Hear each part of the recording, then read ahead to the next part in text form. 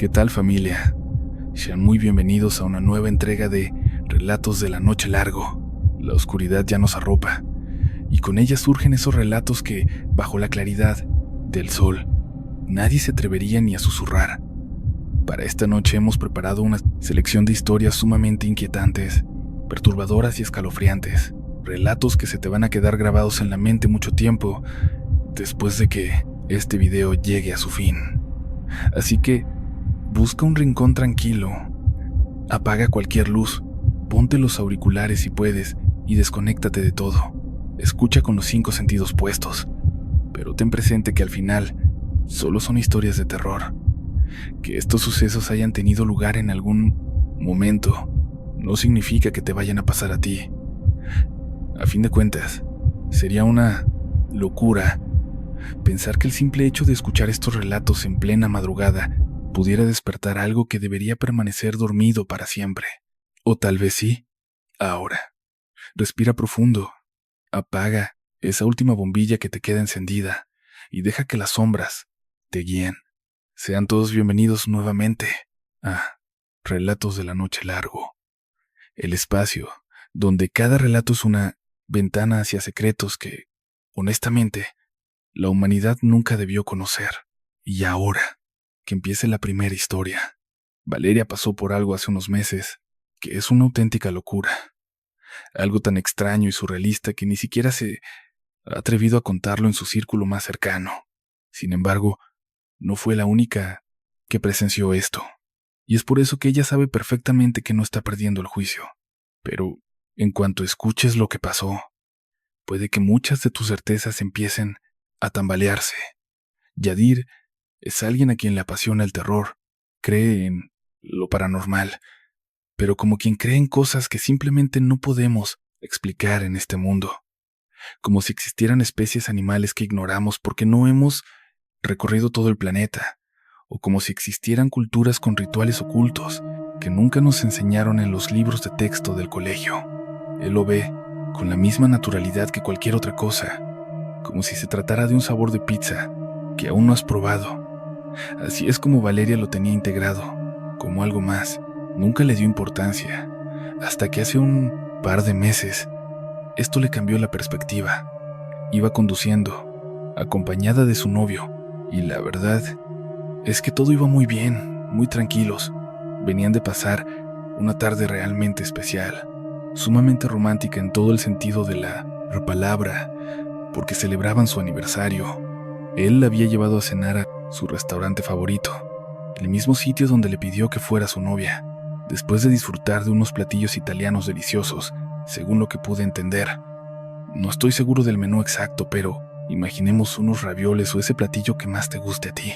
Ella, con la panza llena, el corazón contento, y su pareja dándole cariño desde el asiento del copiloto mientras ella iba al volante. Sintió que algo raro se avecinaba. Pero antes de contarte qué fue lo que ocurrió, necesito que te pongas por un par de segundos en el lugar de nuestra querida Valeria.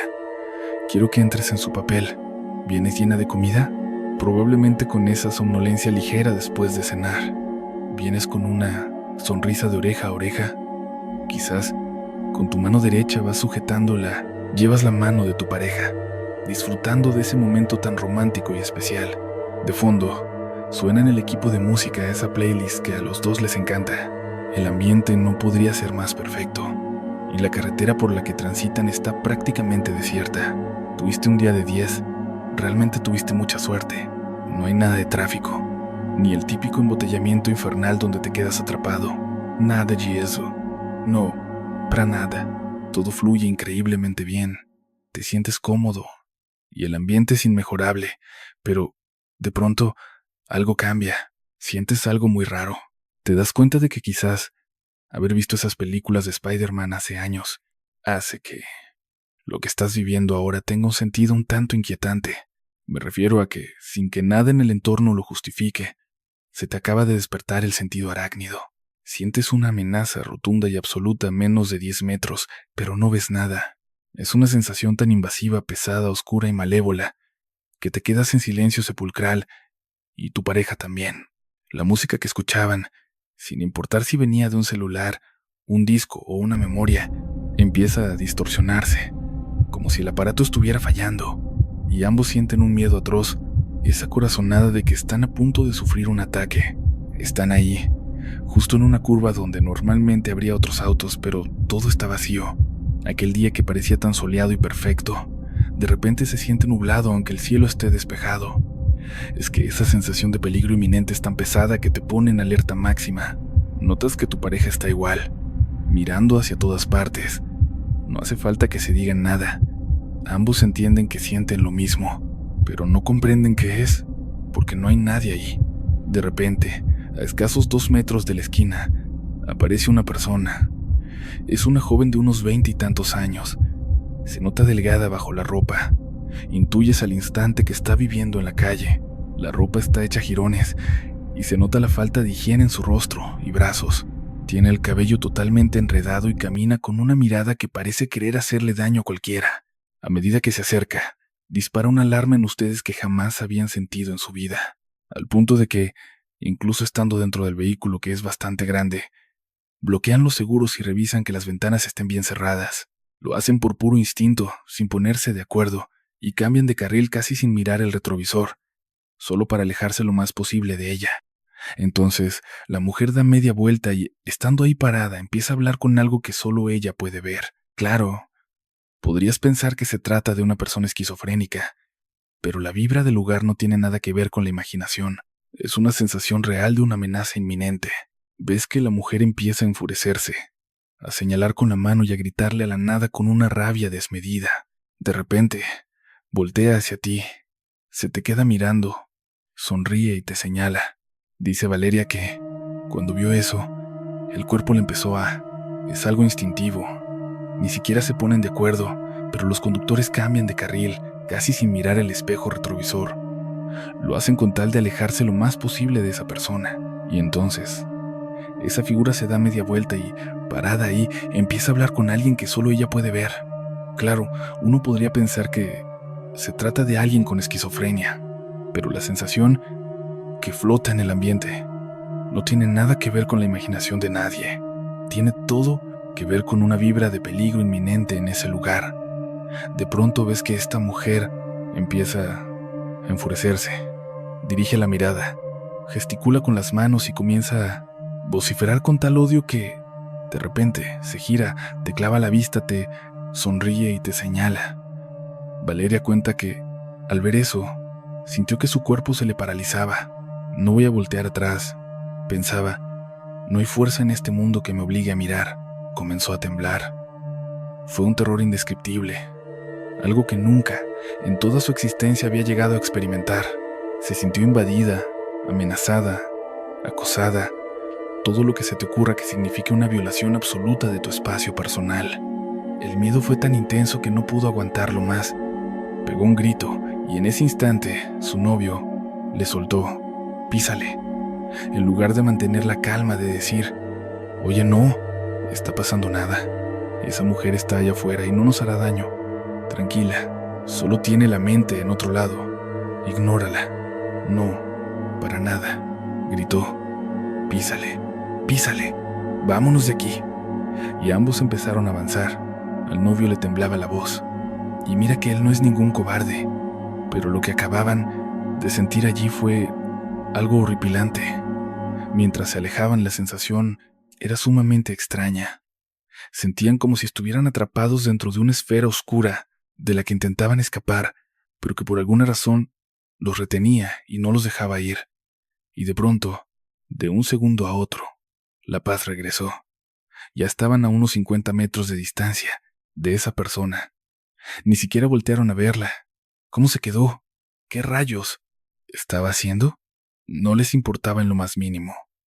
Lo último que querían en el mundo era cruzarse, con esos ojos, con esa mirada, con esa sonrisa.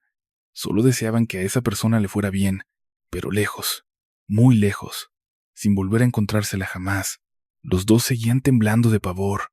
Conforme avanzaban, el ritmo de sus corazones empezó a bajar poco a poco, y el calor que les quemaba la piel comenzó a ceder. Fue entonces cuando el sudor frío se hizo presente, una sensación tan sensible que les provocaba escalofríos. Ambos empezaron a limpiarse el rostro y el cuello.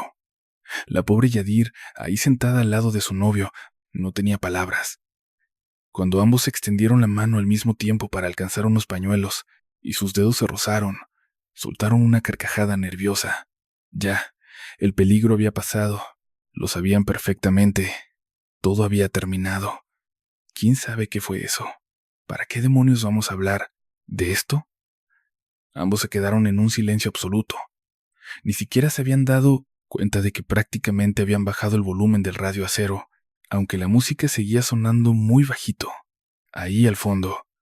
Y de repente, justo en medio de esas risas, en ese intento por relajarse, la presencia oscura regresó y se instaló, ahí mismo, en el asiento de atrás. Una invasión tremenda, la certeza de que alguien o algo acababa de meterse ahí y no tenía intención de irse. La sensación era tan pesada que al novio se le erizaron todos los vellos del brazo izquierdo, el que tenía cerca de ella.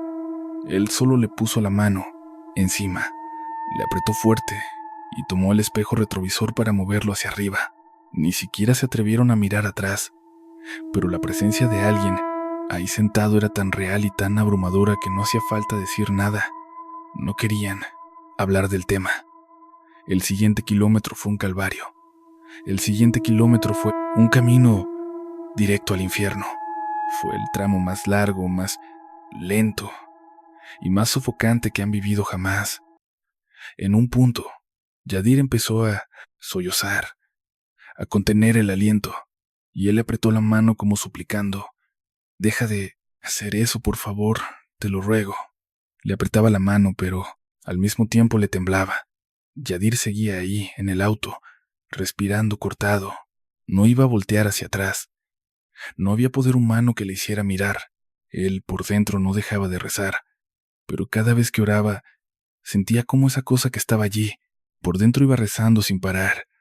Pero cada vez que rezaba, sentía como esa cosa, esas manos que llevaban casi una hora apretándome. Aunque sé que no pasó tanto tiempo. Así se sintió. Ahí, sentada detrás de ellos, esa cosa se empieza a calentar de rabia, y la verdad es que está furiosa. Le revienta que no le hagan caso.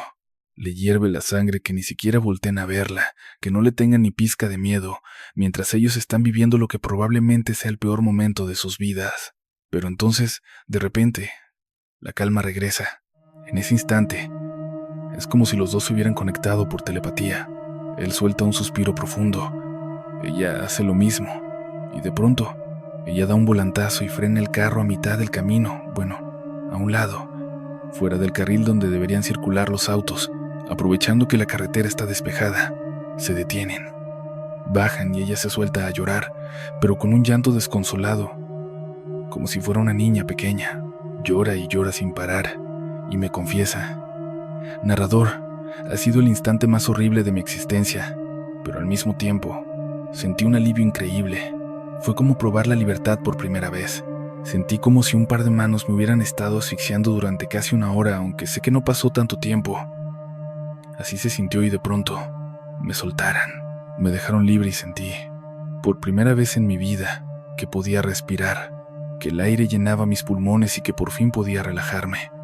No tienes idea de cómo lloré. Su novio estaba ahí, abrazándola fuerte, diciéndole: «Ya pasó, tranquila, ya pasó». Yo le pregunté: «¿Qué fue eso?». Y él solo atinó a decirme: «No sé, no tengo idea, por favor, no me preguntes, no sé». En ese preciso momento, él se da la vuelta para ir al carro por unos pañuelos y ayudarla a secarse las lágrimas. De repente, escucho cómo traga saliva, pega un brinco, se voltea y me abraza diciéndome: «Ni mires el carro. Ahí sigue». Narrador, han pasado 2 meses desde aquel día. Él no ha querido decirme ni una palabra de lo que vio, ni qué rayos estaba dentro del vehículo, pero el miedo es tan real que llevo 2 meses sin acercarme a ese carro. Mi novio ni siquiera se atreve a mirar hacia donde está estacionado. Cuando llega a mi casa agacha la cabeza, no quiere ni verlo. Me ha pedido de favor que no lo tome mal ni como una ofensa, pero me dejó claro que jamás se volverá a subir a ese auto y que, si tengo la oportunidad, mejor lo venda aunque sea barato, pero que me deshaga de él lo más pronto posible, que fue lo que realmente vivieron Yadir y su novio ese día. Supongo que mejor ni saberlo, pero aquí lo dejamos. Vamos a contar otra experiencia que le pasó a un conocido. y la verdad es que está para volverse loco. Es una historia que tienes que escuchar. Él estudiaba psicología en una zona de Monterrey que todos conocen como el área médica. ¿Por qué le dicen así? Pues porque ahí están concentradas muchísimas facultades de ciencias de la salud, y es súper común que los estudiantes busquen departamentos cerca de ahí, sobre todo si vienen de fuera o viven muy lejos, hacia la periferia de Monterrey.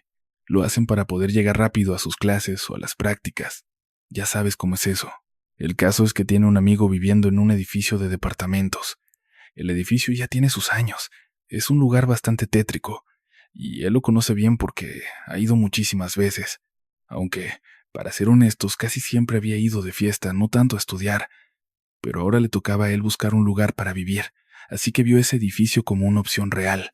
Habló con su amigo, y éste le dijo: «Mira, ya casi me voy de aquí. Si quieres, te paso mi lugar y te quedas de roomie con el chavo que es médico, el que vive conmigo. Así pueden seguir rentando ahí un tiempo más. Al final, él ya te conoce y yo creo que no va a tener ningún problema». Sebastián dijo que sí. Por fin me soltaron. Sentí una libertad absoluta, como si fuera la primera vez en mi vida que era consciente de que podía respirar, de que el aire entraba de verdad en mis pulmones. Me puse a llorar como una loca. Mi novio estaba a mi lado, abrazándome y diciéndome: «Ya pasó, tranquila, ya pasó». Yo le pregunté: «¿Qué fue eso?», pero él solo me respondió: «No sé, no sé, por favor no preguntes, no tengo idea». En ese momento, él se dio la vuelta para ir al coche por unos pañuelos y así poderme secar las lágrimas. Cuando de pronto escuché que jadeaba, se giró hacia mí, me abrazó y me dijo: «No mires, ahí está, en el carro. Ya pasaron 2 meses». Él no quiere contarme qué fue lo que vio ni qué había dentro del vehículo, pero es algo tan real que llevo 2 meses sin querer manejar ese auto. Mi novio ni siquiera se atreve a mirarlo. Cuando llega a mi casa, siempre agacha la cabeza. No quiere verlo cerca. Y me pidió, por favor, que no lo tomara mal, pero que él nunca jamás se volvería a subir a ese coche. Me rogó que, si podía, lo vendiera, al precio que fuera, pero que me deshiciera de él cuanto antes, que fue lo que vivieron Yadir y su novio aquel día. Creo que, en el fondo, preferimos no saberlo, pero aquí lo incluimos. Les quiero contar una historia que le pasó a un conocido. Es algo de locos, una experiencia que tienen que escuchar. Él estudiaba psicología en una zona de Monterrey conocida como el área médica. ¿Por qué? Porque ahí se concentran muchas facultades relacionadas con la salud.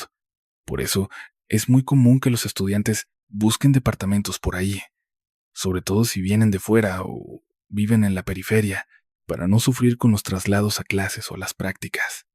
El caso es que él tiene un amigo que vive en un edificio de departamentos viejo, un sitio que se siente ligeramente tétrico. Él ya conocía el lugar porque había ido infinidad de veces, aunque siempre más por temas de fiesta que por estudiar. Pero ahora, como le tocaba buscar dónde vivir, decidió que ese edificio era su opción ideal. Habló con su amigo y éste le dijo: «Oye, ya estoy por mudarme. Si quieres, te cedo mi lugar y te quedas como compañero de cuarto con el otro cuate que vive ahí. De todo tipo, 1000 veces, pero siempre en plan de fiesta, más que por temas de estudios o algo serio». Pero ahora le tocaba a él ponerse a buscar dónde vivir. Tenía ese lugar en la mira, así que habla con su compa y el otro le suelta: «Oye, ya estoy a punto de irme. Si quieres te paso mi lugar y te quedas de roomie con el tipo que es médico al que le rento. Así que pueden quedarse un rato más. Total, él ya te conoce y no creo que haya ningún problema». Sebastián comenta que el sujeto: «Vale».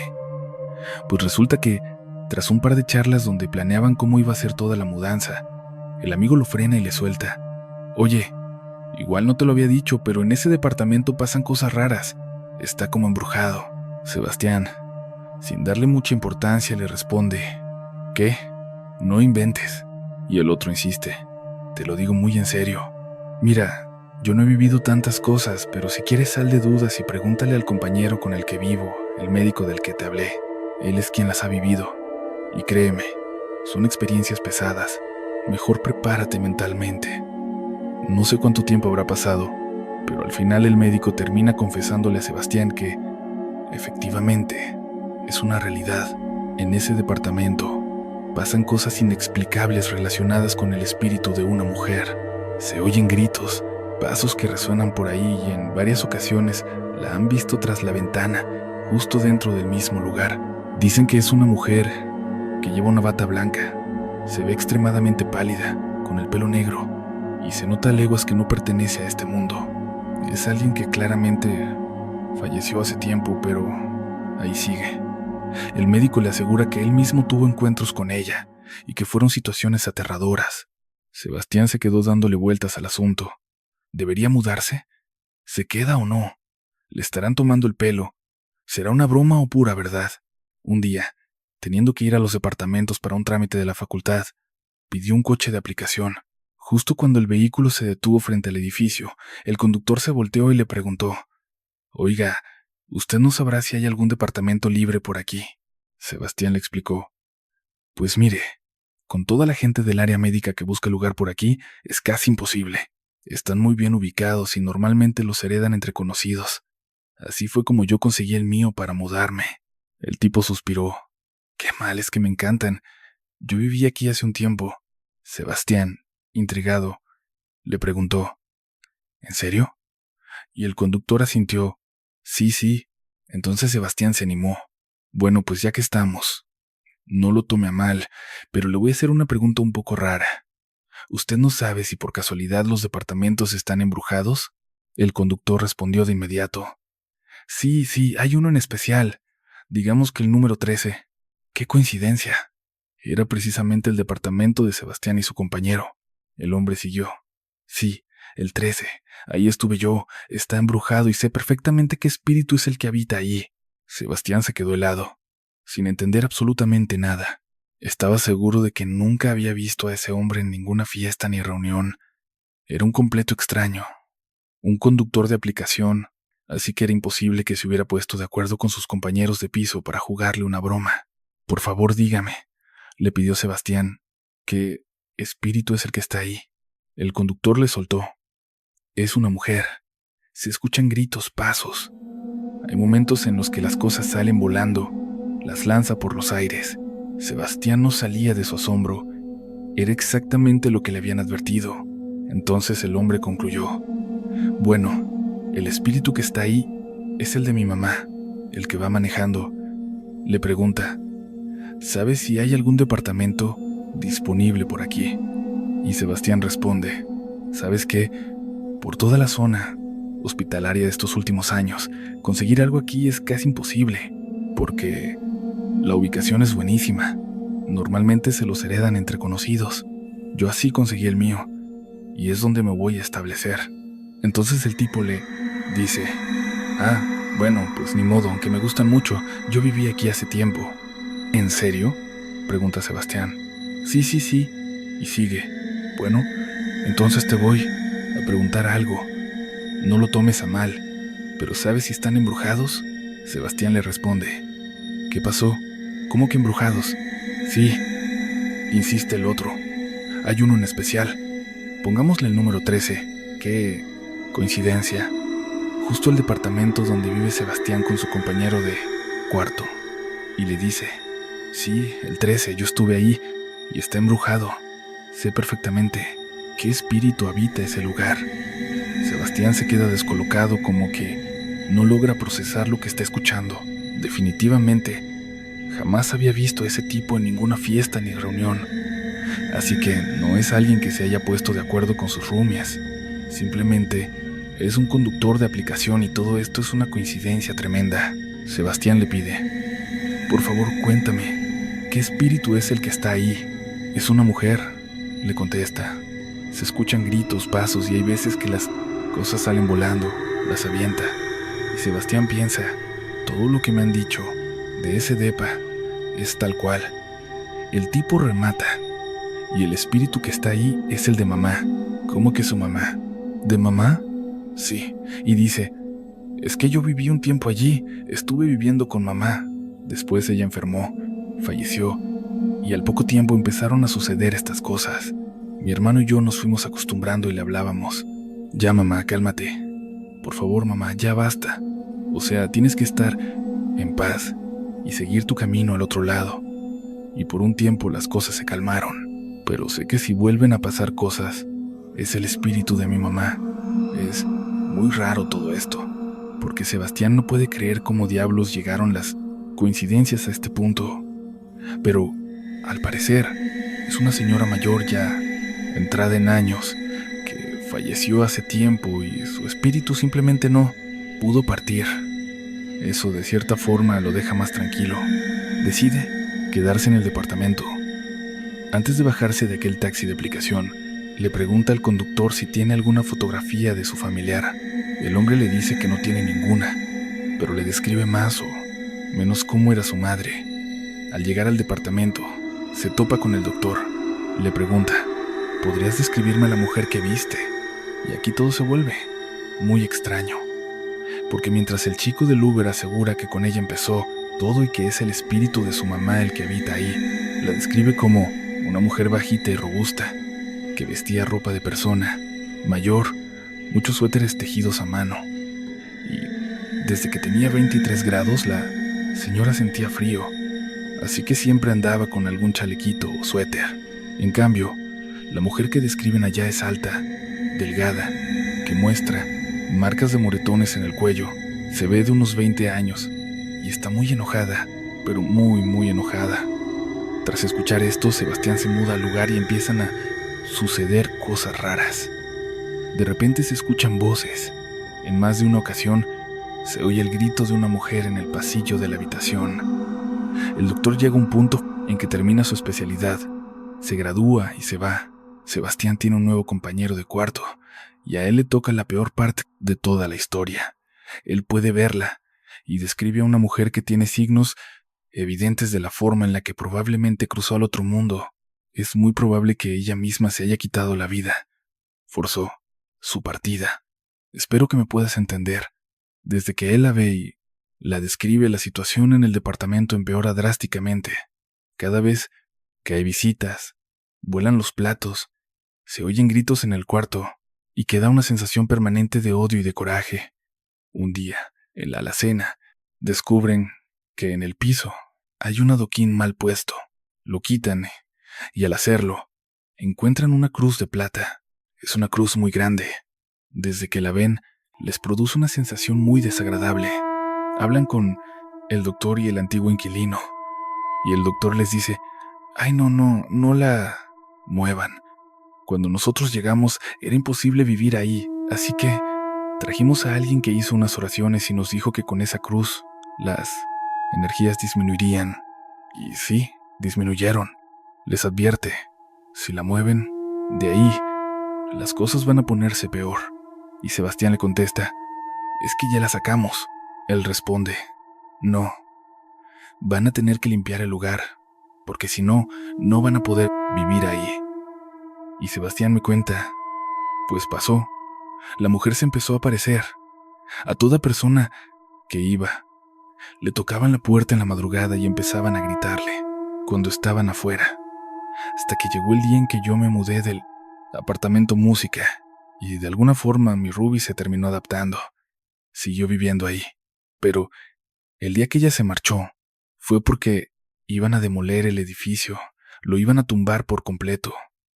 Y justamente cuando estaba saliendo, escuchó la voz de aquella mujer que le susurró, «No te vayas». Y es que, para creer en lo paranormal, no hace falta que te pase algo de película de terror, ni que vivas una situación tan absurda, tan extraña o fuera de lugar que te haga perder el juicio. No, no necesitas eso. Solo necesitas que algo de lo que tú dabas por hecho, algo que funcionaba de una forma lógica, comience a comportarse de manera distinta, que algo que no debería ocurrir suceda, y que aquello que pase, por más vueltas que le des, no tenga absolutamente ninguna explicación. Hay personas crédulas que, con cualquier cosita ya se convencen, pero hay gente muy obsesiva, que llega un momento en el que prefieren autoengañarse, pensar que fue producto de su imaginación, antes que seguir escarbando más profundo, porque se dan cuenta de que ya entraron en el terreno de lo inexplicable, y lamentablemente eso le pasó a Isabella. Mayel es una mujer escéptica, Ni siquiera le gustaban las historias de miedo. Le parecía una pérdida de tiempo total. ¿Para qué vas a estar hablando de cosas que no existen? ¿Para qué perder tanto tiempo dándole vueltas a locuras de gente rara, de personas con el cerebro bien retorcido, que solo piensan en monstruos, en cosas sangrientas y situaciones que dan pavor?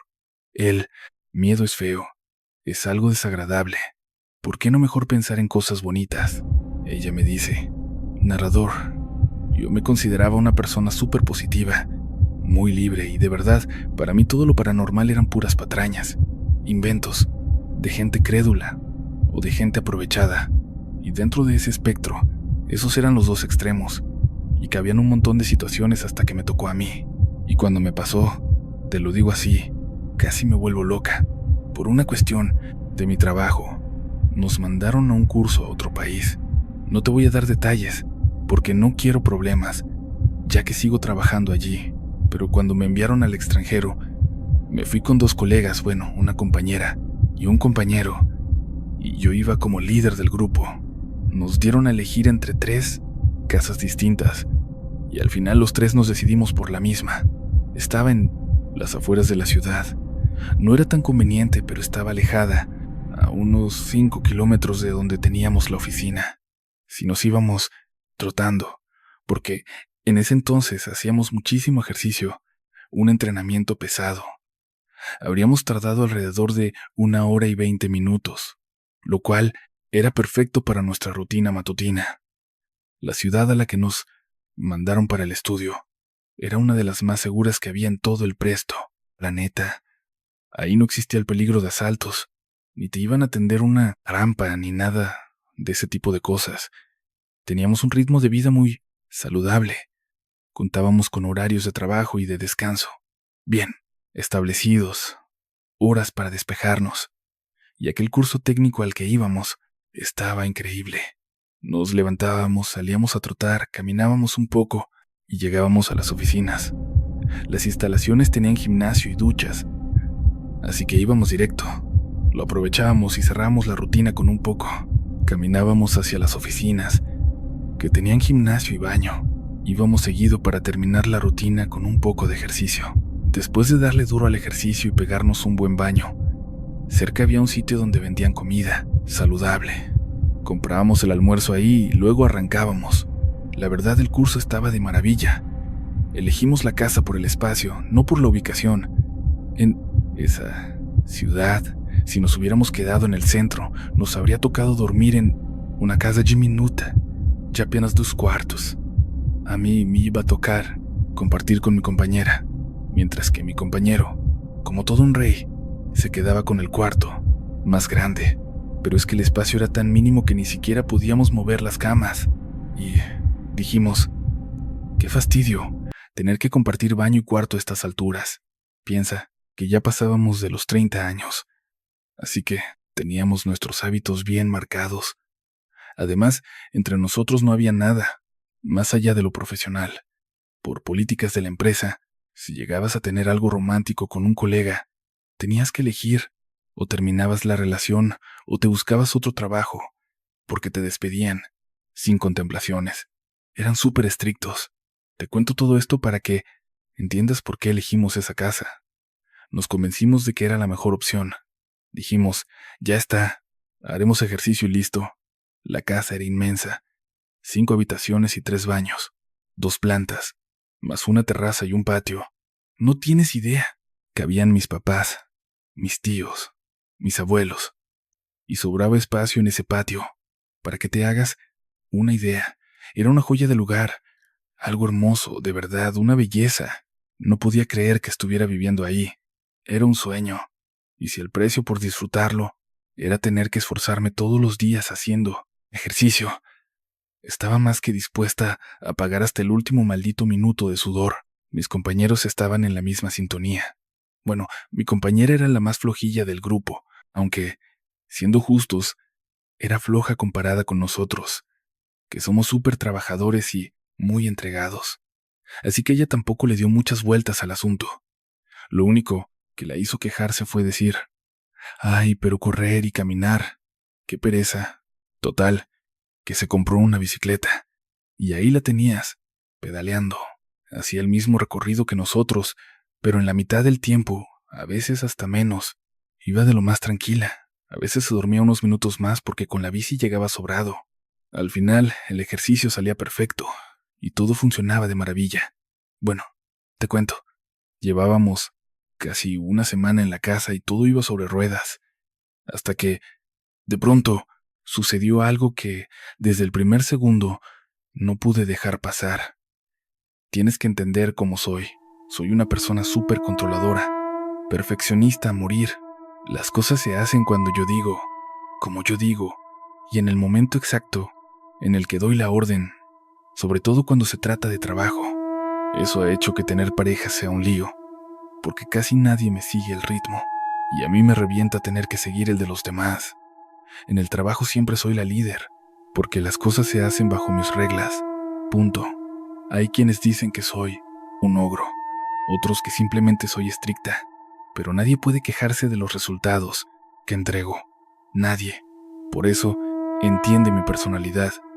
Mis compañeros son mucho más relajados. Ojo, son gente muy capaz, muy proactiva. Están en todo pero se lo toman con calma. Yo no. Yo estoy al 100 todo el día, con mis pendientes. Incluso en ese patio, yo sacaba mi silla porque todos tenían un perfil súper trabajador. Gente muy proactiva. Siempre, metidos en mil cosas, pero muy relajados. Y yo no. Yo siempre andaba ocupada con mis pendientes. Incluso en el patio me llevaba mi silla porque me encanta sentarme en una silla específica que tengo en mi habitación. La tomo, me la pongo sobre la cabeza y comienzo a bajar las escaleras, contando exactamente 21 pasos. Amo el número 21, porque es el día en que nací, porque al cumplir 21 años viví un momento precioso. Es un número con un significado muy profundo para mí. Llevo la silla al patio, orientada hacia la casa, y me siento. Cuando termino de usarla, a veces media hora, otras veces una hora, según lo que tenga pendiente. Vuelvo a cargarla sobre mi cabeza, camino mis 21 pasos de regreso, subo las escaleras y la guardo en su sitio. Eso sí, siempre limpio bien las patas antes, porque como estuvo en el patio, no quiero meter nada de suciedad a la casa. Me tachan de obsesiva, pero no me importa. Me gusta tener mis espacios impecables. Supongo que ya te haces una idea de con quién estás tratando. En fin, estoy en mi casa, en mi habitación. No hay absolutamente nadie. Estoy 100% segura porque acabo de despedir a mis dos compañeros hace un momento. No sé si se fueron a tomar algo o a comer, pero yo tenía asuntos pendientes del trabajo y del curso que terminar. Estoy en mi cuarto, frente a mi escritorio, cuando de pronto siento una corriente de aire. La casa está totalmente cerrada. No tendría por qué entrar aire. Detesto el polvo. No soporto que se acumule. Así que mi primera reacción es de puro enojo. Algunos de par de tontos, de flojos, de distraídos, dejó una ventana mal cerrada o la puerta del patio entreabierta. Y eso no se puede permitir. Ya habíamos acordado ciertas reglas de convivencia que todos debían seguir al pie de la letra. Sé, acaban de ganar un reporte, no sé cuál de los dos. Y si nadie confiesa quién fue, los dos van a pagar las consecuencias. Así que me levanto dispuesta a investigar, porque será facilísimo encontrar al culpable si reviso las ventanas de las dos habitaciones. Quien haya dejado la suya abierta, perdió. Voy armada con mi lista de reportes y una hoja para anotar todo, caminando con total seguridad de que resolveré esto en menos de 2 minutos. No quiero perder mi tiempo, pero no voy a dejar pasar esta falta porque son cosas que se deben controlar. Al revisar el primer cuarto veo que la ventana está cerrada, perfectamente sellada. Paso al segundo, impecable, por completo, lo cual me llena de orgullo porque demuestra que han aprendido algo. Bueno, su ventana también está cerrada cal y canto, pero el aire se sintió muy fuerte y helado. Tiene que venir forzosamente del exterior. Reviso la planta baja, ventanas y puertas cerradas. El patio también. Vuelvo a la planta alta. Quizás haya algún rincón por donde se esté filtrando el viento. Empiezo a buscar en cada recoveco, en cada esquina, revisando ventanas que parecen fijas, tratando de ver si por ahí se escapa el aire. 2 horas y media después, te lo digo, no encuentro por dónde demonios pudo entrar esa corriente. La presión con la que golpeó, la zona exacta donde rozó mi nuca, esa sensación de frío, no me gusta nada. Cuando llegan mis compañeros, les pregunto, ¿por qué dejaron la ventana abierta? Esperaba que alguno confesara, pero al quedarse callados, me doy cuenta de que no van a soltar prenda. Ninguno me va a decir la verdad. ¿Acaso regresaron para cerrar algo que dejaron abierto?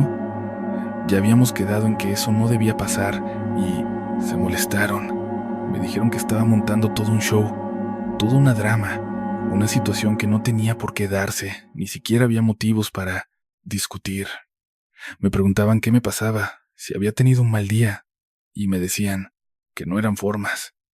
Me fui a dormir esa noche pensando, ¿de dónde rayos salió ese aire? Y estando ahí, acostada, sucede algo muy simple, algo pequeño que no debería ocurrir. Siento que en la zona de los pies, justo al borde del colchón, algo se hunde, como si el hueco atrajera mis pies, y mis pies chocan con algo, como si alguien estuviera ahí, como si algo ocupara un espacio en la cama. Abro los ojos pensando que quizás es uno de mis compañeros queriendo hablar. Qué forma tan horrible de pedirlo, pero la cama está vacía, hundida, y mi pie queda suspendido en el aire, aunque siento en la punta de los dedos que estoy tocando algo. Me quedo, perpleja. ¿Qué demonios está pasando? Después, siento que el colchón se hunde hacia mí y eso me pone fatal. No grito, no soy de ese tipo de personas. Simplemente no entiendo qué ocurre. Siento unos dedos que me acarician la mejilla y es ahí cuando me estremezco hacia atrás. Suelto un golpe al aire, pero no le doy a nada. La cama vuelve todo a su sitio. Lo que se había hundido parece retomar su forma normal. Algo se levanta y, de repente, escucho unos pasos alejándose, dirigiéndose hacia la habitación. La puerta frente a mí se cierra de golpe. Yo misma la había dejado cerrada, así que eso es imposible. El impacto es tan fuerte y lo que acabo de vivir tiene tan poco sentido, que mi mente intenta convencerme de que solo fue una pesadilla. No sé ni en qué momento me quedé dormida, pero al despertar dije, estaba soñando, fue un sueño. Me lo repetí para creérmelo. No le di más vueltas. Traté de no pensar en ello. Aunque una parte de mí me gritaba, tú sabes que esto no fue un sueño. Y yo la callaba al instante. Tuve que haberlo imaginado. No hay otra explicación. Fue una semana pesada. Sentía como si hubiera un cortocircuito dentro de mi cabeza. Hay algo en esa casa, hay algo en esa casa. El viento, el viento, el viento. Lo otro fue un sueño. Lo otro fue un sueño. El maldito viento. Me resulta casi imposible ignorar esas voces. Empiezo a sufrir de insomnio. Así que una noche decido prepararme un té bien cargado, porque me dijeron que era una mezcla de varias hierbas naturales que ayudan a dormir.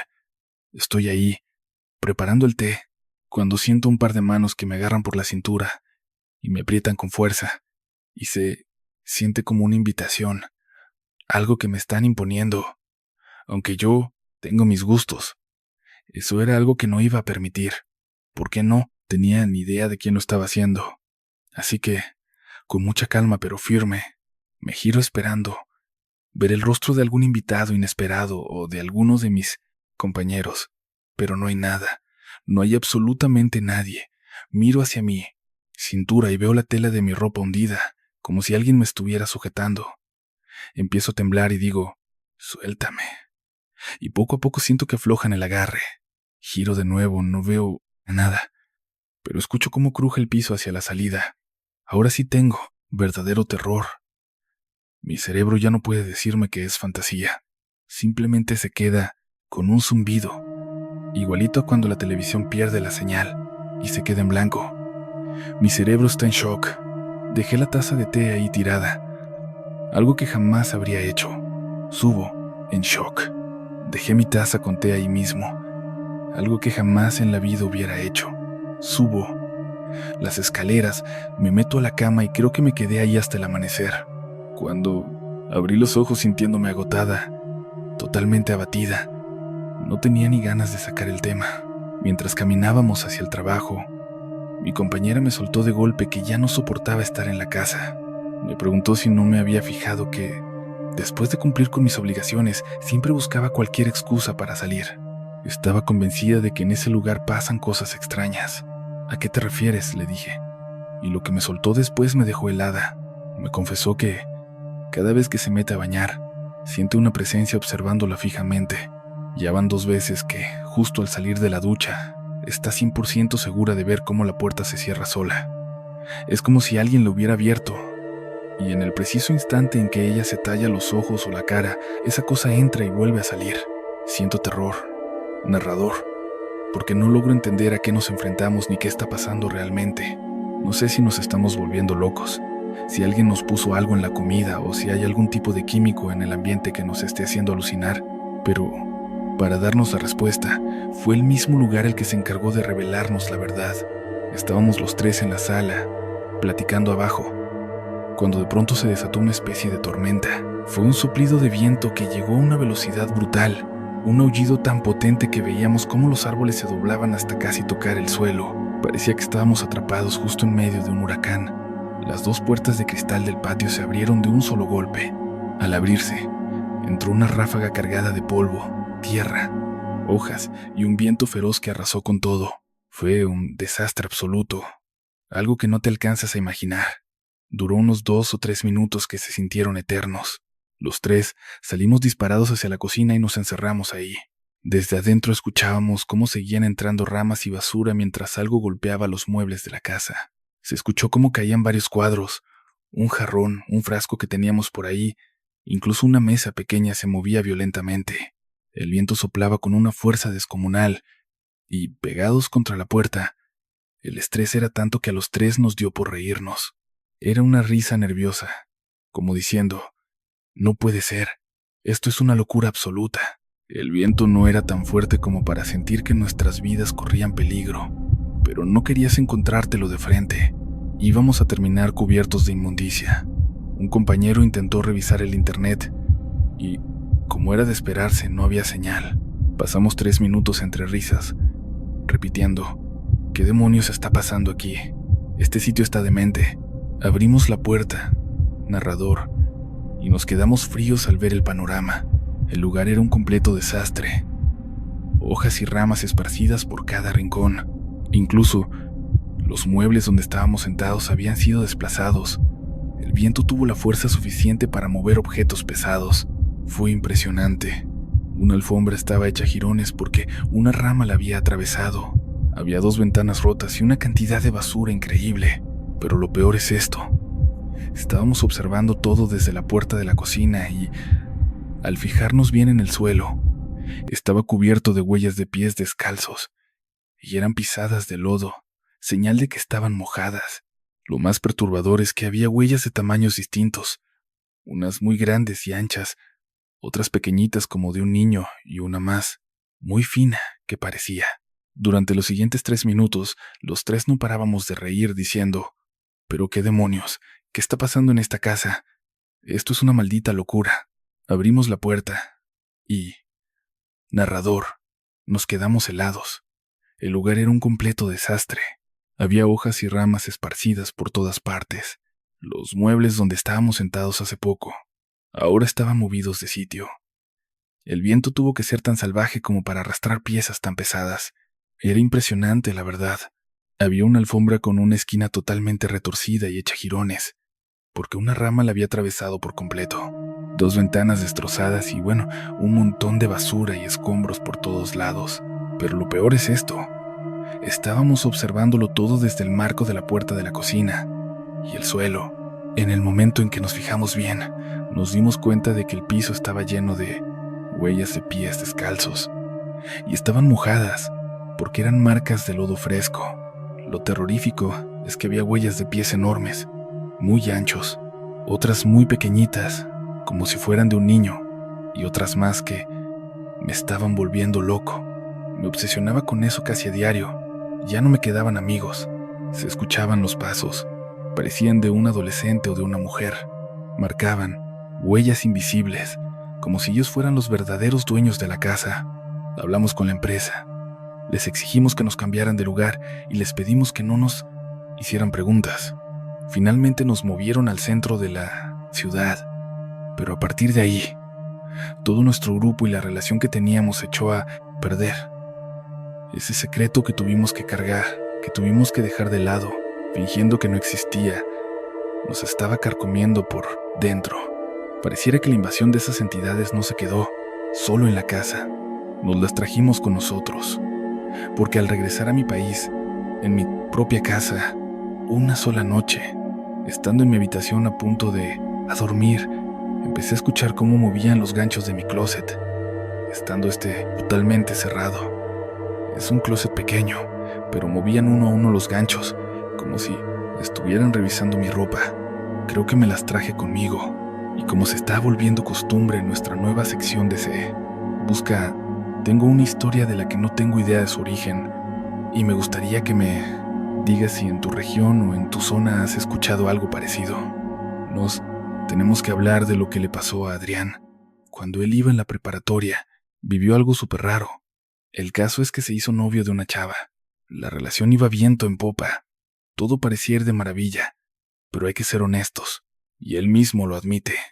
Adrián no se portó nada bien.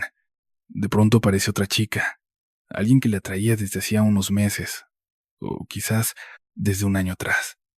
La tentación fue demasiado fuerte porque se notaba que la atracción era mutua. Total, que le puso los cuernos a su novia de ese entonces, y lo peor es que ella se enteró prácticamente el mismo día en que ocurrió todo. Y vuelvo a lo mismo. Adrián jamás intenta justificarse por sus actos. Él mismo reconoce que era un inmaduro, un egoísta que no pensaba en nadie más, y que aprendió a la mala tras este error. Pero imagínate, era el día que celebraban su aniversario de meses. Ese mismo día la chava se entera. Se armó un alboroto terrible, una pelea fuertísima, y su novia, en ese momento, lo encaró directamente y le dijo: «No te convenía haberte metido conmigo de esa forma, debiste haberme cortado antes. Ahora te toca cargar con las consecuencias». Y se fue. Adrián no se sintió tan asustado en el momento. La verdad, sintió que le salió barato, porque sí, metió la pata hasta el fondo, se hundió en el lodo y la regó espantosamente. Se sentía avergonzado frente a la otra chica y también frente a su ex, porque les mintió a las dos. La otra joven ni siquiera sabía que él tenía novia. Se conocían de lugares distintos. No estudiaban en el mismo sitio. El punto es que terminó quedándose sin nada. Quedó como un completo idiota, y empezaron a correr los rumores por todas partes sobre él. Se decía de todo, que era un infiel, que cómo pudo pagarle así a una chica, que lo quería tanto, que era un tipo deshonesto. Y mira, todos esos chismes llegaron hasta sus oídos en casa. Incluso su mamá y su papá se pusieron del lado de la ex y empezaron a tratarlo muy mal. Le dijeron que con ese tipo de decisiones se estaba tomando un camino muy equivocado, que había roto su confianza, que ya no era la persona que ellos pensaban y que ellos no lo habían criado para ser así. Y Adrián me cuenta, narrador, mira, esto no fue lo peor que me tocó vivir, pero la mirada de mis viejos era algo insoportable. La decepción en sus ojos era un trago amargo que no podía pasar. Se me quedaba atascado y no paraban, A diario me restregaban mi error en la cara. Incluso en la escuela, hasta mis amigos de siempre me dieron la espalda. ¿Y sabes por qué? Porque ella era popular, guapa y, la verdad, una tipa encantadora. Ahí fue cuando entendí que hay gente con la que simplemente no te debes meter. Lo que te voy a decir es esto. A veces juzgamos el libro por la portada. Parecía que no rompía ni un plato, pero como me lo advirtió, me metí con quien no debía y terminé pagando las consecuencias. Todo empezó un día al llegar a casa. Empecé a sentirme fatal, náuseas, el estómago revuelto, y así estuve todo el día. Narrador, al día siguiente seguía igual, y al otro también. Al final, les rogué a mis papás que me llevaran al médico porque ya no podía más, pero en el camino solo se dedicaron a sermonearme. «Qué bueno que te sientas así», decían, «es lo mínimo que mereces por lo que hiciste». Y no paraban, narrador, que si era el karma, que si era justicia divina, que a ver si así aprendía la lección, que a ver si por fin volvía a ser el hijo que ellos creían que era. Decían que si uno actúa mal, el destino te lo cobra. Y dale que dale, no dejaban de atormentarme. Yo me sentía pésimo, sin ganas de comer nada, con el estómago hecho un nudo todo el tiempo, al borde del colapso. Pero esa sensación no se iba.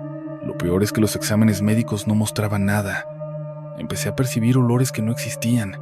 Todo me apestaba podrido, a algo nauseabundo. Y aún así, los estudios salían limpios.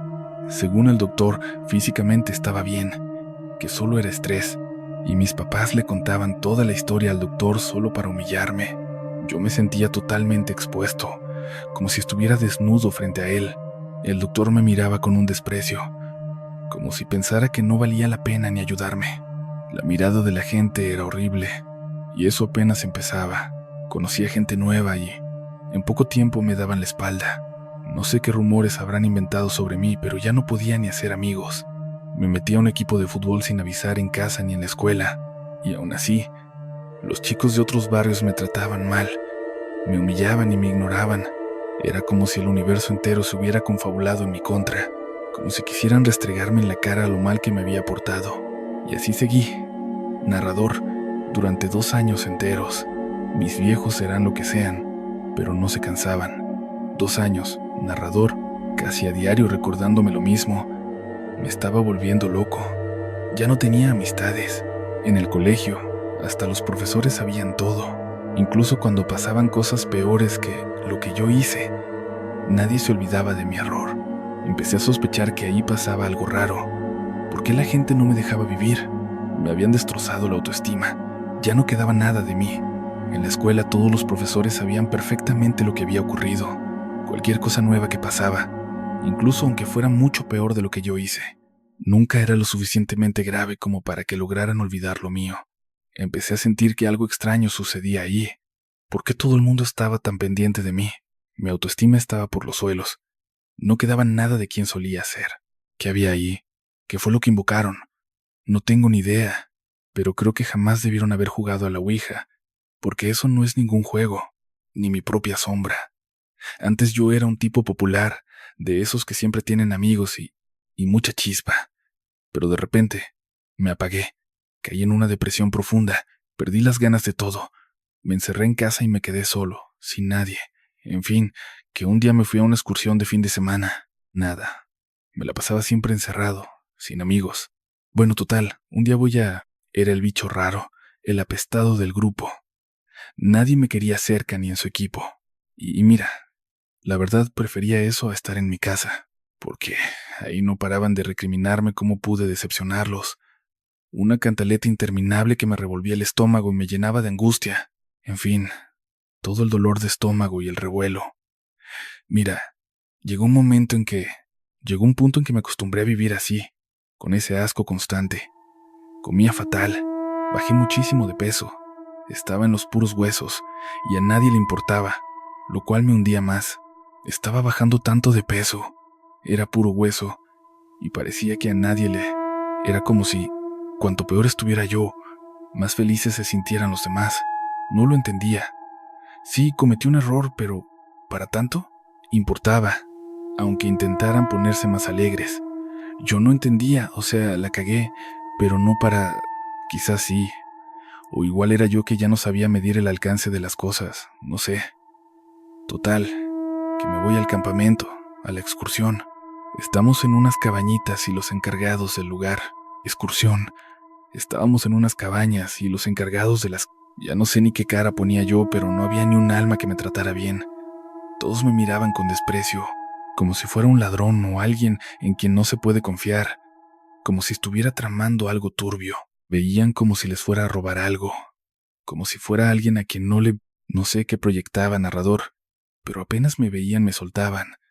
Oye, pórtate bien, que te voy a estar vigilando, narrador. Pero de una me decían, pórtate bien, que te voy a estar, cuando ni siquiera habíamos cruzado palabra. Solo estaba ahí, existiendo. Pasa el primer día en las cabañas, y yo me aparto para comer solo. La gente me evita a toda costa. Me siento a comer aparte y la gente me saca totalmente la vuelta. Música, los encargados cuchichean a mis espaldas. Es como si desprendiera un mal olor, como si fuera la persona más detestable de la tierra. Y te lo digo en serio, hice cosas mal, pero no creo que sea para tanto. No para arruinar mi vida de esta forma. Mal, pero no siento que fuera para tanto. No como para arruinarme la vida, no como para pedir perdón 1000 veces a esa chica, a mis padres, pero no servía de nada.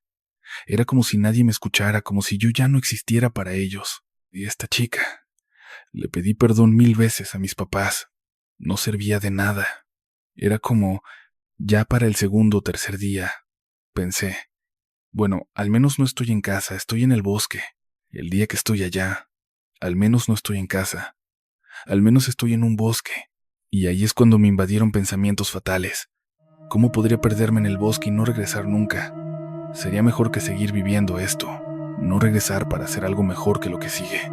Y traigo la cabeza llena de... Tenía la cabeza a punto de estallar cuando se me acerca una de las chicas encargadas. No la había visto antes. Vestía raro, con un faldón largo y una blusa muy holgada. Y se vestía de una forma medio rara, con un faldón enorme. Trae una... Se me quedó mirando fijo a los ojos, como si pudiera ver algo dentro de mí. Me puso los pulgares debajo de los párpados, me los bajó para verme mejor y soltó, ah, por eso te odian. Ojos, me estira el párpado para ver bien y me dice, ah, por eso, ¿te puedo ayudar?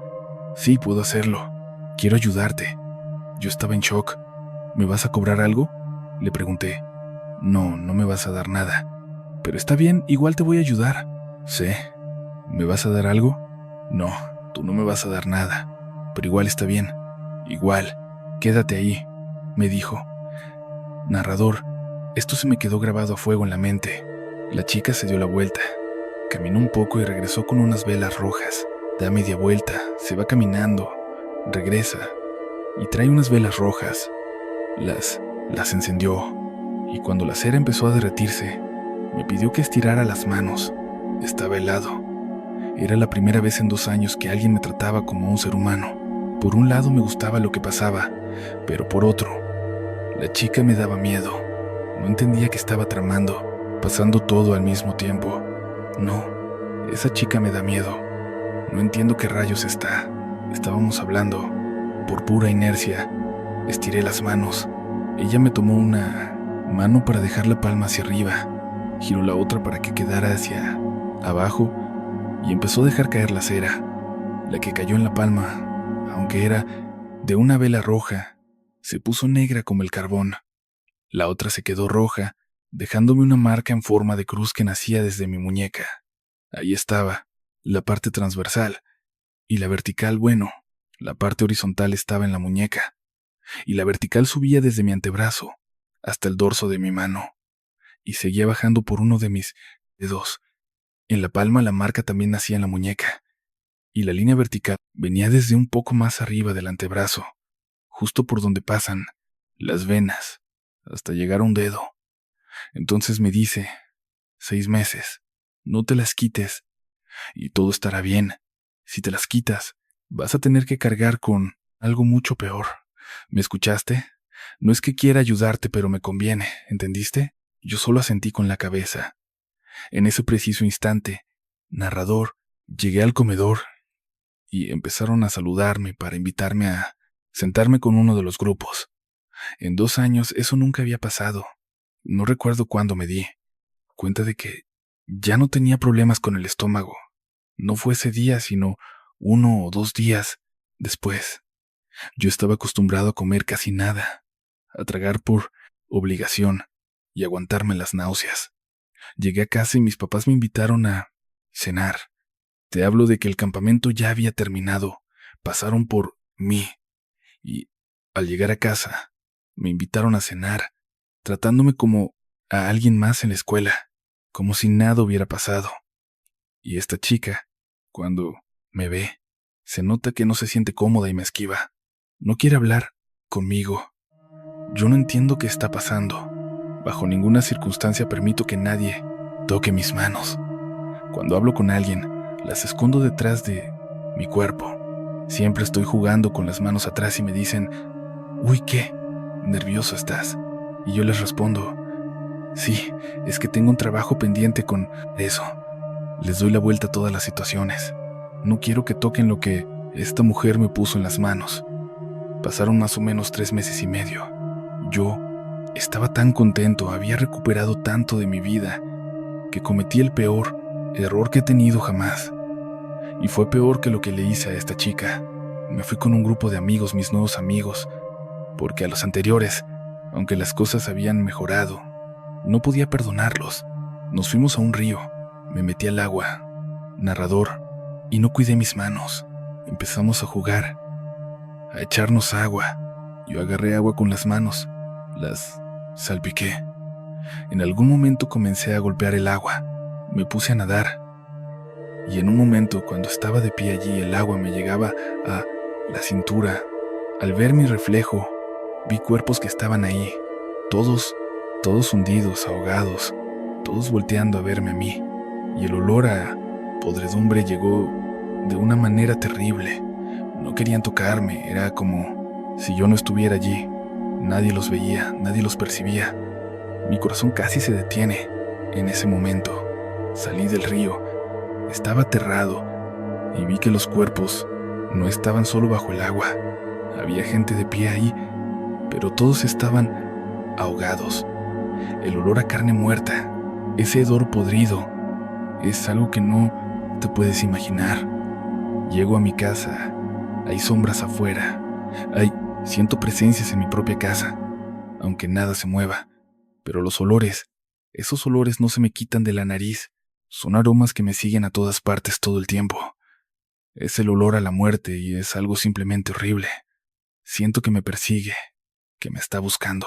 Le suplico a mis padres que, por favor, me lleven al lugar donde estaban esas cabañas.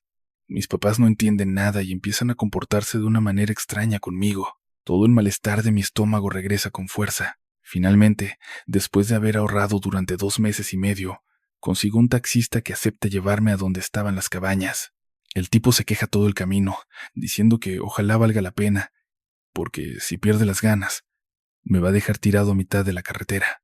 No me importa nada.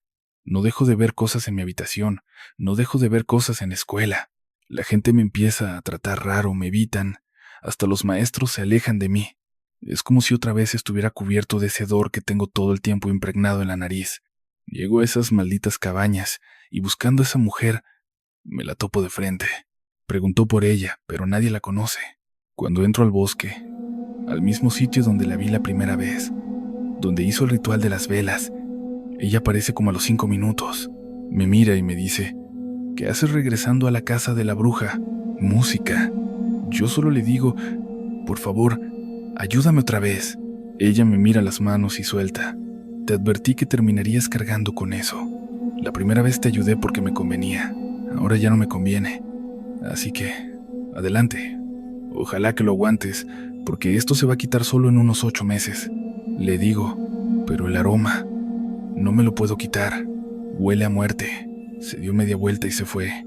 Narrador, durante 8 meses seguidos comí ajos. Los mordía, los masticaba y me los tragaba. El tufo a ajo era tan penetrante, tan intenso, que cuando hablaba o sudaba, apestaba de una forma que ni te puedes imaginar. Era algo horrible, asqueroso, pero era mucho menos peor que el hedor que me perseguía todo el tiempo. Hoy, 10 años después, mi sentido del olfato está súper disminuido. Mi gusto también está afectado. Es algo que tuve que sacrificar para dejar de percibir el aroma de la muerte. Pasaron 8 meses, y 1 año después, dejé de ver cosas. Mi vida volvió más o menos a la normalidad. Me di cuenta de que sí, esa bruja me ayudó, pero también me dejó morir un poco. Y ahora yo te pregunto, ¿habías escuchado hablar alguna vez de las brujas o de las curanderas? Música. Camila quiso contarme sobre Dante. Dice que es un secreto que guardan entre un grupito de amigos desde hace unos años. Lo quiere revelar porque necesita desahogarse. Siente que lo que han estado viviendo con él no es nada bueno. Todo se remonta a unos 3 años atrás, cuando salían de la secundaria. Este grupo de amigos decidió ir a una casa abandonada que tiene mala fama. Dicen que ahí van brujos a hacer sus rituales y que todo el patio y el jardín están llenos de entierros y cosas de brujería. Y ellos decidieron que ese era el lugar perfecto para hacer algo que yo nunca les recomendaré. jugar a la Ouija, pero en este caso Camila, junto con 2 compañeros de la secundaria, pensaron que era el sitio ideal. Ni siquiera buscaron una tabla curada, ni de hueso, ni nada. La compraron en cualquier tienda de conveniencia o la pidieron por internet, y cuando les llega, prepárense, porque esta historia es intensa. Todo empezó hace unos 3 años, cuando un grupo de amigos estaba terminando la preparatoria. Resulta que se les ocurrió meterse a una casa abandonada, un lugar que ya tenía fama de ser pesado. Decían que ahí se reunían brujos para hacer sus rituales, y que todo el patio y el jardín estaban minados de entierros y cosas de magia negra. Aún así, se les metió en la cabeza que ese era el sitio ideal para hacer algo que yo jamás les recomendaría a nadie: jugar a la Ouija. En este caso, Camila, acompañada por otros 2 compañeros de la escuela, se puso de acuerdo y dijeron: este es el lugar perfecto. Y ni se molestaron en buscar una tabla de verdad, de esas que hay que consagrar y que son de hueso o materiales antiguos. Nada de eso.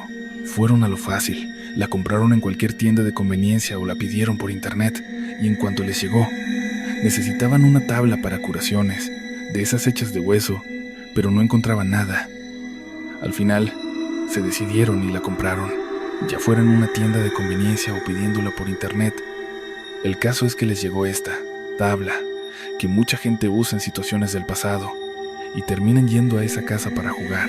A veces simplemente van buscando emociones fuertes y se llevan la Ouija. Y es muy extraño, porque ella estaba convencida de que alguno de sus amigos movía el puntero, esa pieza triangular, mientras hacían preguntas del tipo: ¿cuándo voy a pasar al otro mundo? ¿Cuándo morirán mis viejos? ¿Me irá bien con la plata? ¿Tendré suerte en el amor? Y lo peor es que esa cosa le soltaba respuestas negativas, dándoles fechas muy próximas, casi encima. Ella sentía clarito cómo alguien estaba empujando la pieza. Mientras ocurría, les decía sin rodeos: no voy a caer en su juego, esto a mí no, me asusta. Pero el que parecía estar moviendo la pieza se veía cada vez más pálido, casi como un muerto. Resulta que a ese le dijeron la fecha de su fallecimiento, a mediados del año 2026. La cuestión es que no pasó nada más en ese momento. No hubo más eventos. Simplemente dejaron de jugar. El juego se volvió aburrido, y ella fue la primera en soltar el puntero y decir: vámonos de aquí. El amigo, el que estaba pálido, dijo: sí, cerremos la sesión. Ella, harta, comentó: ya estuvo bueno de payasadas. Vámonos, si esta cosa ni sirve. Lo raro es que, después de esa noche, empezaron a pasar cosas en cada reunión. El tercero del grupo, el que no te había mencionado, ni el que estaba pálido ni ella, ese chico empezó a caer en un problema bastante serio con la bebida. El problema es que se volvió algo constante y descontrolado, y eso que ni siquiera tenía la edad para tomar. Sin embargo, siempre cargaba alguna botellita, un trago por aquí, una bebida por allá, y conforme seguían reuniéndose, el tipo llegaba cada vez más borracho. Lo inquietante es que en las reuniones, ya fuera en casa de ella o del otro chico, porque los papás no estaban por temas de trabajo, se sentía un ambiente muy pesado. No era solo que este borracho hiciera sus escenas, sus desplantes y sus cambios de humor, que de pronto se ponía agresivo, luego se quedaba dormido o se ponía intensamente romántico diciendo estupideces que al día siguiente ni recordaba. Además de eso, el aire se sentía raro, como contaminado, como si estuvieras en una fábrica trabajando todo el día donde el humo no te deja respirar. Pero lo curioso es que no había nada, todo se veía normal, aunque el ambiente pesaba. Se sentía cargado. Hay cosas que ella no se atreve a contar por pura vergüenza, pero sintió en un par de ocasiones, mientras estaban reunidos, que alguien empezaba a tocarle el cuerpo de una forma muy lasciva, y lo peor es que su ropa no se movía, y sus amigos estaban sentados justo enfrente. Ella estaba sola en el sillón, cuando sentía un roce en las caderas, o una mano recorriéndole el hombro y el cuello, con una intención clarísima. ¿Qué iba a decir? ¿Que se volvió loca o que se está imaginando cosas? ¿Qué le iban a responder ellos? Uno estaba tan borracho que apenas podía con su vida, y el otro estaba aterrado porque le dieron una fecha de muerte demasiado cercana, apenas 2 años. Siente una mano tocándola y te repito, con claras intenciones. ¿Qué rayos? ¿Qué iba a decir ella? ¿Que se volvió loca? ¿Que todo es producto de su imaginación? ¿Que le iban a responder ellos. Uno está siempre borracho, apenas puede con su propia vida, y el otro tipo está hecho un manojo de nervios. Les dio una fecha muy próxima hace apenas 2 años de vida. Apenas le quedaban 2 o 3 años. Al principio pensó que era una tontería, que quizás se estaba obsesionando con la idea de un fantasma acosándola. Pero no, la cosa era mucho más compleja. Al principio intentó convencerse de que eran solo imaginaciones suyas, puras ideas locas, pero el tiempo seguía pasando, y a medida que los días avanzaban, empezaron a ocurrir cosas extrañas, sensaciones inquietantes de ser observada, de ser seguida a todas partes. Está segurísima de que el otro día, al volver a casa, escuchó cómo crujían las hojas secas en el suelo justo detrás de ella. Hubo una vez que sintió, con total certeza, que cada vez que daba un paso en las escaleras se escuchaba otro paso imitándola a sus espaldas. Ella misma intentaba buscarle una explicación lógica. Se decía que eran solo ecos de la casa, nada más. El problema es que esa sensación de acoso se volvió tan pesada que Camila empezó a caer en una tristeza profunda. No podía contarle a nadie lo que sentía. Se sentía sucia, invadida, como si ya no fuera la Camila de siempre. Por otro lado, su amigo ese que se puso lívido tras lo que pasó cuando jugaron también se estaba desmoronando, y cada vez perdía más el control con la bebida. Los días seguían su curso, las reuniones continuaban y los meses pasaban, hasta que llegó un punto de quiebre. En una de esas reuniones, el amigo con el problema de alcohol trajo varias botellas y le soltó: «Tienen que beber como yo, si no, no nos vamos a entender nunca». Camila, por primera vez en meses, le siguió la corriente. El otro amigo también. Él les preparó una mezcla, bebieron los tres y, en el momento exacto en que probaron aquel líquido, ocurrió algo que, hasta el día de hoy, ella jura que jamás debió suceder. Fue como si esos tragos que llegaron al estómago le hubieran transformado la vista, como si hubieran quitado una especie de velo o membrana de sus ojos, dejándole algo horrible al descubierto. De repente, en medio de ellos, se volvió visible algo, un ser alto, de aspecto esquelético. A veces caminaba sobre sus 2 piernas, pero otras veces prefería moverse apoyando las manos casi pegadas al suelo, como si se desplazara a 4 patas. Tenía los brazos exageradamente largos, la cabeza puntiaguda y unos ojos enormes que no les quitaban la vista de encima ni un segundo. Siempre estaba ahí, rodeándolos. Por su color terminaron llamándolo Dante. Todos podían verlo. El amigo que bebía demasiado les confesó: «Está aquí desde que jugamos. Parece que invocamos a esta cosa y no me deja en paz. Bebo para que no me importe tanto, pero cuando estoy sobrio, su presencia es insoportable». Esa noche, Camila dejó de beber. No quería volver a probar una gota, no quería volver a ver esa cosa, pero la presencia de Dante se volvía cada vez más real. Había algo claro. Dante se hacía mucho más presente cuando los 3 estaban juntos. Cuando se separaban, la presencia se diluía, como si tuviera que dividirse entre uno y otro, o como si perdiera fuerza al no tenerlos al alcance. Entonces, ella se dio cuenta de algo crucial. Entre más lejos estuviera de sus amigos, menos sentía la presencia de esa cosa. Fue así como cortó todo contacto. Dejó de reunirse con ellos y solo se limitó a hablar por teléfono. Se buscó cursos y clases en los límites de la ciudad, lo más lejos posible de los lugares donde solían verse. Cuando todos notaron que, al alejarse, Dante se desvanecía, el grupo simplemente se rompió. La amistad quedó atrás y ahora, desde hace un par de años, son solo conocidos de chat. Cuando sus familias les preguntaron por qué dejaron de verse, sus brazos eran larguísimos. Tenía la cabeza como puntiaguda, unos ojos enormes y no les quitaba la mirada de encima, ni un segundo. Siempre estaba acechándolos. Por su color decidieron llamarlo Dante. Todos podían verlo. Y este amigo, el que tiene el problema con el alcohol, les confesó: «No se ha ido desde que jugamos. Parece que fue a él a quien invocamos y a mí no me deja en paz. Bebo para que no me importe tanto, pero cuando estoy sobrio, su presencia es simplemente insoportable». Camila deja de beber esa misma noche. No quiere saber nada del alcohol, no. Quiere volver a verlo. Pero la presencia de Dante se siente cada vez más real. Aunque hay un detalle. Es cuando los 3 están juntos que Dante se vuelve mucho más evidente.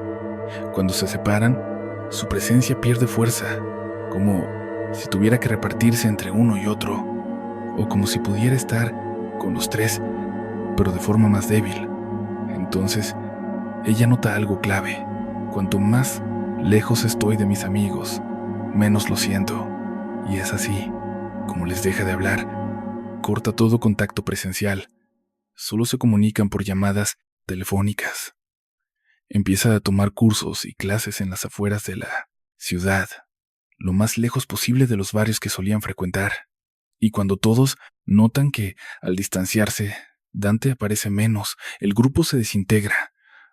La amistad quedó atrás, y ahora, digamos que son solo amigos de chat, desde hace un par de años. Cuando sus familias preguntaron por qué se distanciaron, no fue algo planeado. Simplemente la vida nos hizo tomar rumbos distintos. Aunque, siendo honestos, la verdad es que ya nadie quería saber nada de Dante. ¿Qué es eso? ¿Por qué apareció de pronto?